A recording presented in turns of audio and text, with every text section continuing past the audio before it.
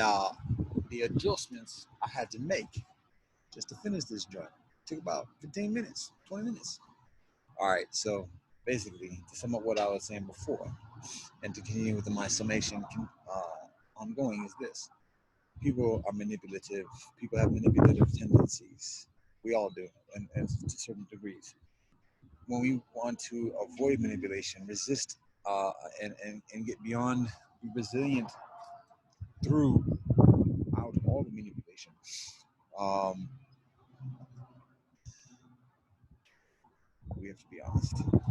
Um, it can be challenging. The manipulation can be challenging when it's done by people who seem to be helping us, but only helping us to be in a way that they want us to be, rather than what we want to be or what we consider ourselves called to be. Um, so, regardless of how the manipulation is, when how we're manipulating ourselves, and additionally, honesty, honesty. That comes with, like, yes, being truth telling, but also just delving deep and understanding what truth is, um, and how truth is lived, how we live truth. Um, the further we own up to stuff, our own BS, our own deceitful, manipulative ways, the better we are aware of those ways of others and how they affect ourselves.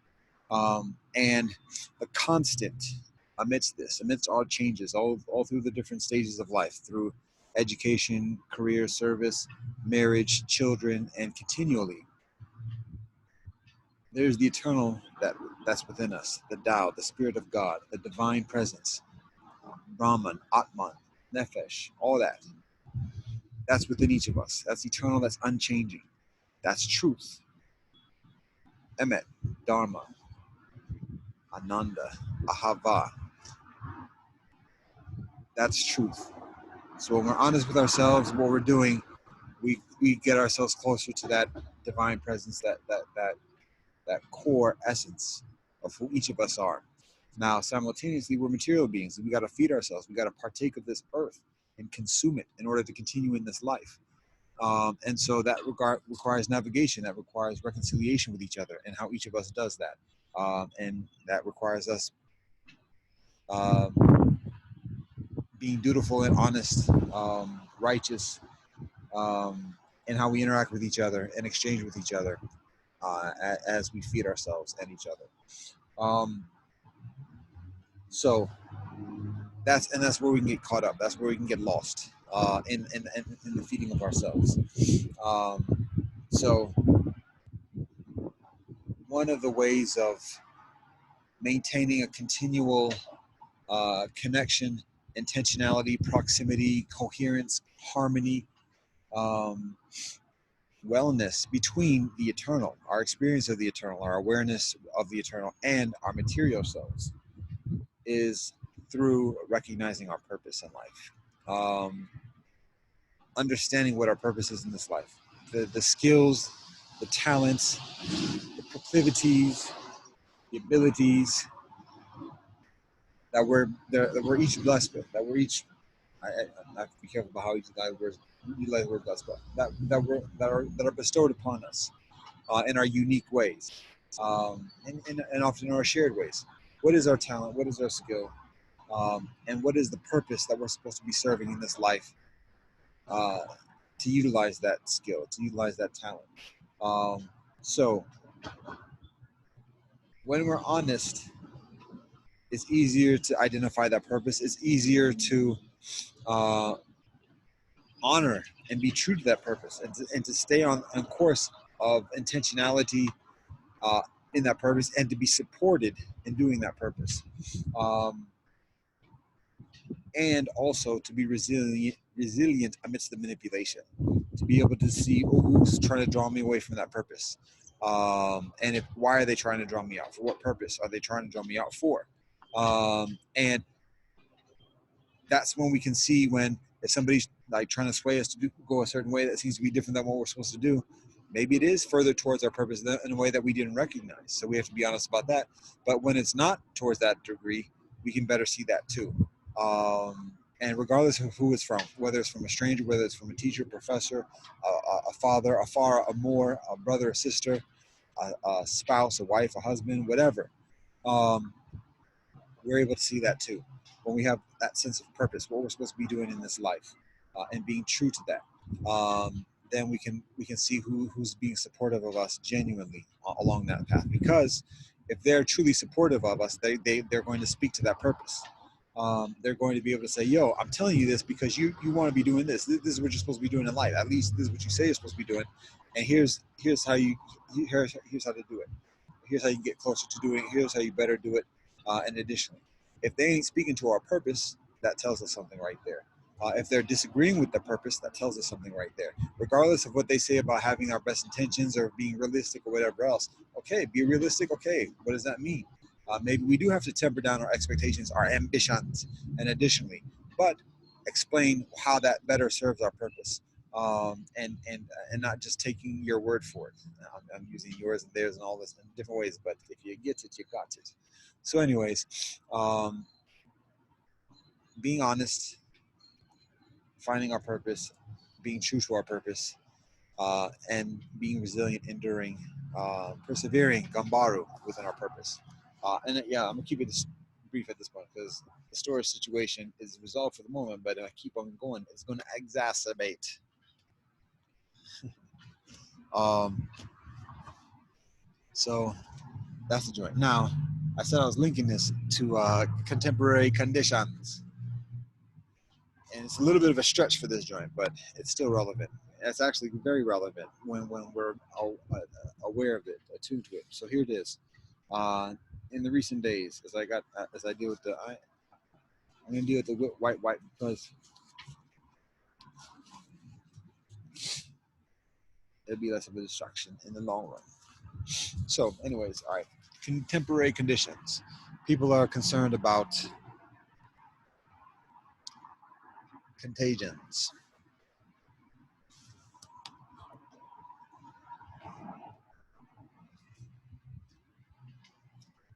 People utilize the word pandemic. People talk about the casualties and additionally health, well-being. Here's a consideration. It's a suggestion. It is a mindset. I think this door is locked. The side door is open though. Yeah. Cheers. You're still going. You're still recording. You're still recording. You see you're recording. All right. There's a blankie. It went blank for a minute. All right. So, anyways, um, yeah, health, well-being. It's a suggestion. When we understand the nature of healing, the nature of well-being and health, we understand the power of the mind and how the power of the mind influences our things, how situations, circumstances, experiences are psychosomatic, particularly in our physiology. And that might seem like fairy dust. It might seem like just yin yang kind of snake oil sales, but it's the nature of things. When we understand that, and doctors know that. Now that doesn't mean that we have control over it, because who are you to control? Who am I to control? Didn't say control, um, because our mind exists beyond our control.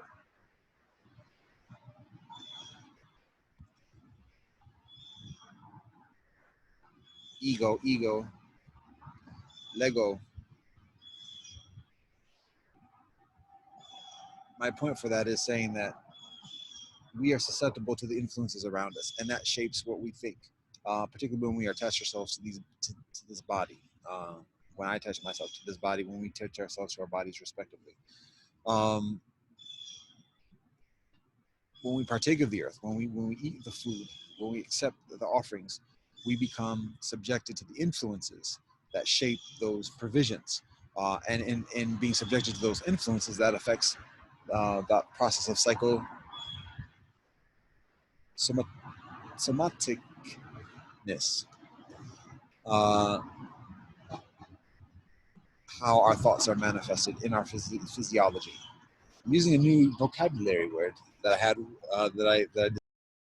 And we get too many of them blips from the Zoom. So we're just going to record this offline and just wrap this up. So um, it's locked. The side door is open. The side door is open. Yeah. All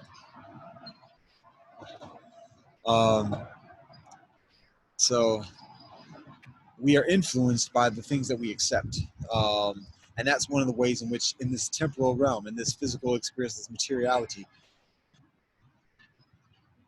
our mind exists beyond our control. Um, but we have a say in how in what we accept and how that influences us. So health is just a further extension of that experience. And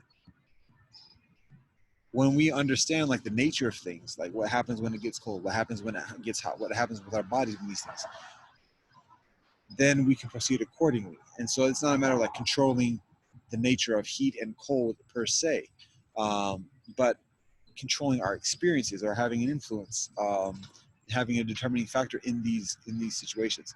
And then when it comes to germs and viri, and dis-ease, and additionally cancer, and additionally it's a matter of understanding the nature of it and progressing accordingly. It's not a matter of being invincible. It's just a matter of understanding the nature, and then yes, understanding how even these phenomena are manifested through our thoughts, words, and deeds. So when we heal our actions, when we heal our communication, and when we heal our thoughts, then we have a better experience of healing within us and around us as well, and understanding the nature of healing. Let me tell it. So, that being said, it's a suggestion. Now, doctors know this, and doctors know like the power of suggestion. And I addressed this before, and how suggestion is a greater power than force. So when somebody's sick, doctors don't go hit cats over the head and be like, yo, get better. It's a suggestion. Here's things to do that you need to do yourself. Eat healthy, get rest, get liquid, treat yourself better, don't get stressed, do these exercises. Again, it's the cat's not doing like can't do it for you. It's a suggestion for the person to do it oneself, because those are things that are part of the healthy process. Hygiene: wash your hands before you do joints. Be mindful of this. Be mindful of that. Don't go rubbing this. Don't go scratching that. As best you can. So again, it's suggestion, because it's a matter of understanding the nature and nature of the phenomena, but then also the nature of the mind and how it relates with the phenomena. The influence is through the suggestion. The healing that the doctor provides is through the suggestion. The doctor can administer chemicals, can administer prescriptions, and additionally, but ultimately it's a matter of the actions and the communication and the thoughts of the individual to do the healing. And so that's it. Now, that being said, the doctors do not cure any disease. That's a misnomer. And the doctors may take issue with me on this joy, but this is where it gets increasingly controversial. Doctors do not cure any disease. Doctors only redistribute, disseminate the disease. Like, um,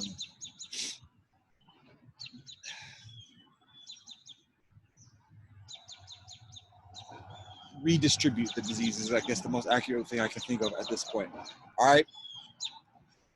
So when somebody's experiencing disease, like it's a matter of, again, there's that psychosomatic kind of experience. And so doctors can have an influence in that psychosomatic, in giving somebody encouragement and knowledge about how to deal with that. And that can help the person on the way. But in doing that, guess what? The doctor is detracting from the experience of wellness that another person is experiencing. Um, I, I'm just saying hi. I say hi to people. Oh, what's that? Oh, okay. That's cool. Love and peace to you.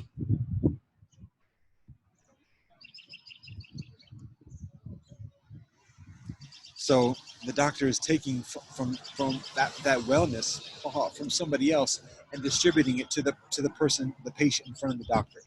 Now, you could say, well, where's your proof of this? Where's the evidence? Observation. Um, Now, people, we that can be like debated, argued, talked about this and the other, but for the purpose of this moment, that that's just I offer that as consideration, and I build from that here. So when people go for treatment, and additionally, the doctors decide who to provide the healing, who to provide that suggestion, who to provide that inspiration with, and who not to provide that from, and who to withhold it from. And that's where it becomes doctors getting developed in the manipulations of humanity, because a lot of those decisions are based upon what people can pay. Our patients are able to pay the premiums that uh, practitioners impose. Yo, the P's are at it today. Yes, all Freud is all up in all of this. So, anyways, I'll decode it a little bit. My name starts with a P. Um, my given English name. So, anyways, doctors simply redistribute disease, don't cure disease. And it can seem very effective because they say, hey, look, this is my patient, and now the patient is healed. Evidence. But then simultaneously, well, why is like 20 people feeling 10% worse in some other place? Again, where's your proof? Where's your evidence? Observation. You got to have your eyes open to see it. Um, there's a truth, there's evidence, there's proof beyond the material, and even through the material. But anyways, I invite you to check out first chapter of the Tao Te Ching about that. So anyways, my point for saying this is that